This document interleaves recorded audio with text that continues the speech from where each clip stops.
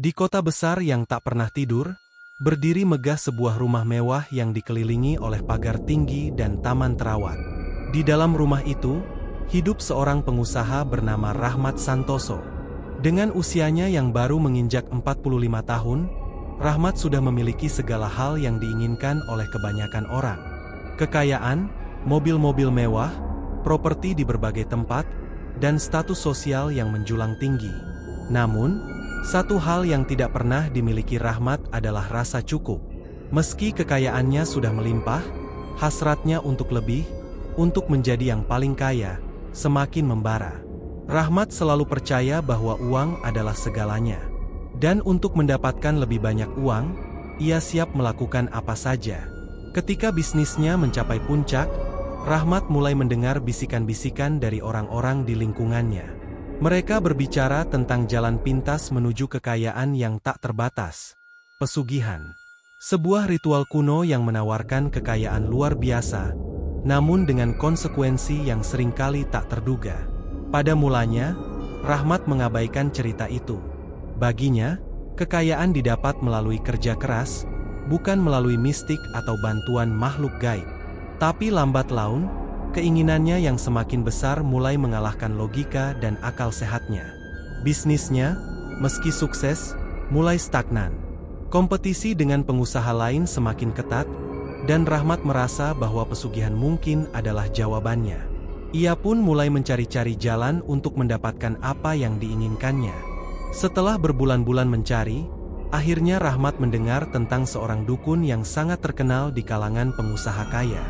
Dukun itu, yang tinggal di daerah pedesaan terpencil, dikenal sebagai seseorang yang dapat melakukan pesugihan di tempat-tempat yang memiliki energi kuat, seperti kuburan tua yang terkenal angker. Perjalanan menuju desa tempat dukun itu tinggal tidaklah mudah. Setelah beberapa jam menyusuri jalan yang rusak, Rahmat tiba di desa yang terletak di kaki gunung. Desa itu tampak sepi, dengan rumah-rumah tua dan jalanan yang jarang dilalui kendaraan. Matahari mulai terbenam ketika Rahmat akhirnya tiba di depan rumah sang dukun. Rumah itu kecil dan terlihat sederhana, tapi ada sesuatu yang membuat bulu kuduk Rahmat meremang. Mungkin itu karena patung-patung kuno yang menghiasi halaman rumah, atau mungkin karena suara-suara angin yang berdesir aneh di antara pepohonan. Namun, Rahmat menepis rasa takutnya. Ini hanyalah proses untuk mencapai tujuannya, pikirnya. Seorang pria tua dengan wajah penuh keriput menyambutnya di pintu. Matanya tajam, seolah-olah bisa melihat langsung ke dalam jiwa Rahmat. "Anda yang mencari kekayaan?" tanya dukun itu dengan suara parau, seolah-olah sudah tahu tujuan Rahmat bahkan sebelum ia membuka mulut. Rahmat mengangguk. "Ya, saya ingin lebih kaya dari siapapun. Saya dengar Anda bisa membantu." Dukun itu tersenyum tipis. Pesugihan bukanlah hal yang main-main. Ada harga yang harus dibayar, dan terkadang harga itu lebih dari sekadar uang. Anda siap dengan segala konsekuensinya? Tanpa ragu, Rahmat mengangguk lagi. Ia berpikir bahwa konsekuensi apapun bisa diatasi selama dia mendapatkan kekayaan yang tak terbatas. Dukun itu memandang Rahmat selama beberapa detik sebelum akhirnya berkata, "Baiklah. Ada sebuah kuburan tua di hutan di balik desa ini. Di sana, arwah-arwah penunggu telah lama tidak diganggu, dan energi di tempat itu sangat kuat. Jika Anda melakukan ritual di sana, Anda akan mendapatkan apa yang Anda inginkan. Tapi ingat, setelah ritual selesai, kekayaan Anda tidak akan datang dengan sendirinya. Ada arwah yang akan membantu Anda, namun mereka juga akan mengambil sesuatu dari hidup Anda." Rahmat tidak peduli. Semua terdengar seperti cerita lama yang terlalu dibesar-besarkan. Dia hanya ingin uang, dan dia siap melakukan apa saja untuk itu.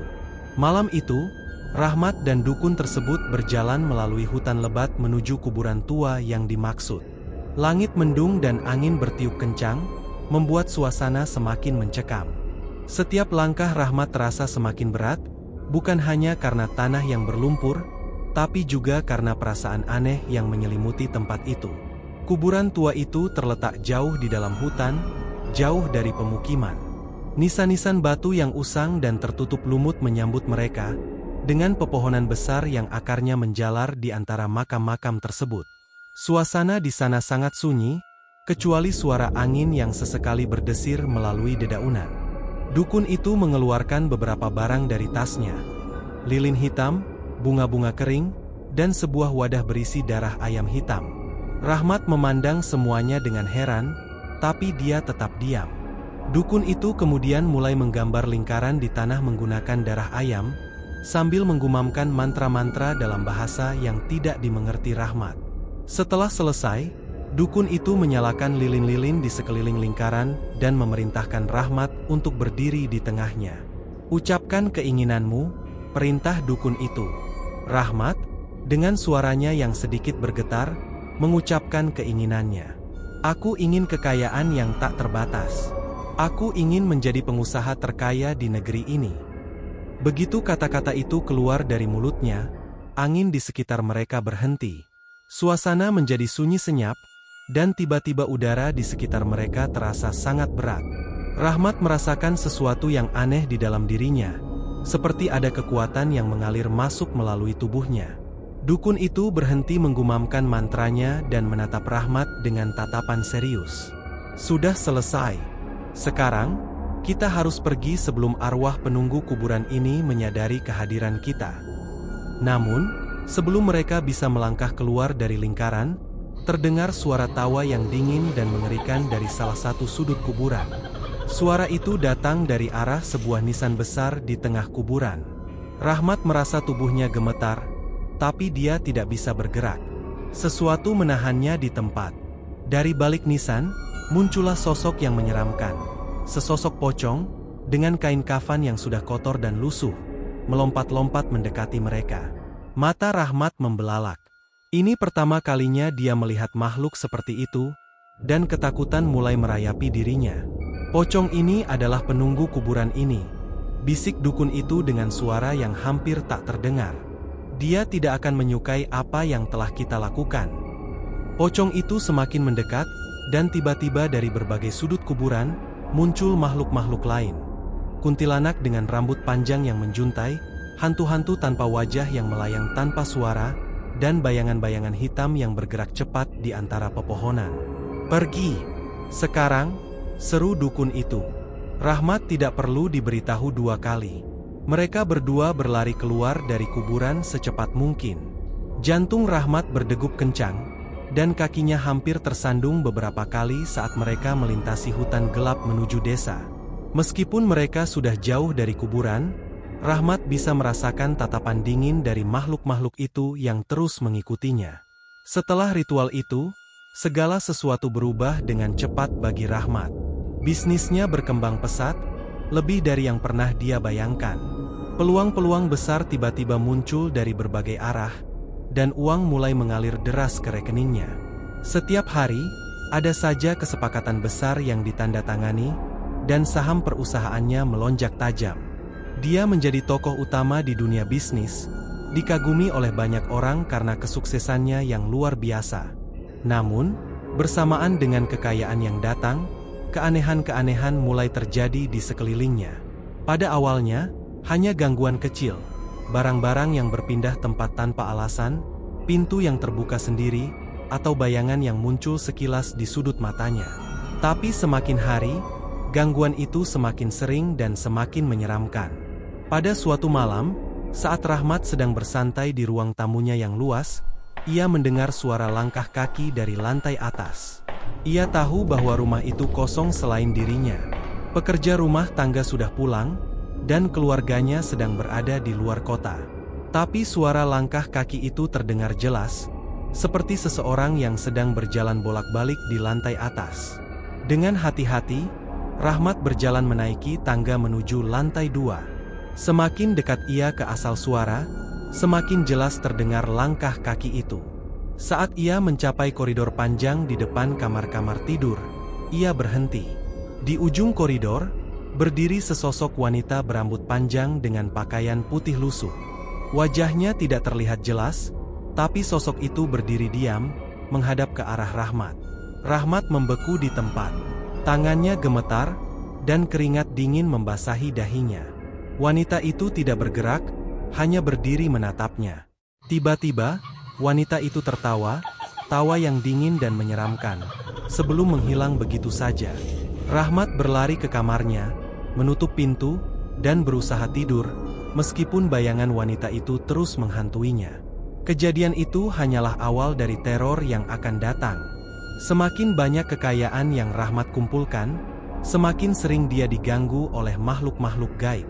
Tidak hanya kuntilanak yang dia lihat malam itu, tapi juga penampakan pocong di halaman rumahnya, suara-suara aneh di tengah malam, dan mimpi buruk yang terus menghantuinya. Namun, yang paling mengerikan adalah ketika orang-orang di sekitarnya mulai hilang satu persatu. Awalnya, seorang karyawan kepercayaannya mengalami kecelakaan aneh dan meninggal dunia. Lalu, sahabat dekatnya ditemukan tewas di rumahnya dengan kondisi yang tidak wajar. Setiap kali seseorang yang dekat dengannya meninggal, Rahmat merasakan ada sesuatu yang semakin mendekat. Sesuatu yang tak terlihat tapi selalu mengawasi. Hingga akhirnya, istri Rahmat, Mira, menjadi korban berikutnya. Suatu malam, ketika Mira pulang lebih awal dari perjalanan bisnis, ia mendapati rumah dalam keadaan sunyi. Rahmat sedang berada di luar kota untuk urusan bisnis, dan rumah itu seharusnya kosong.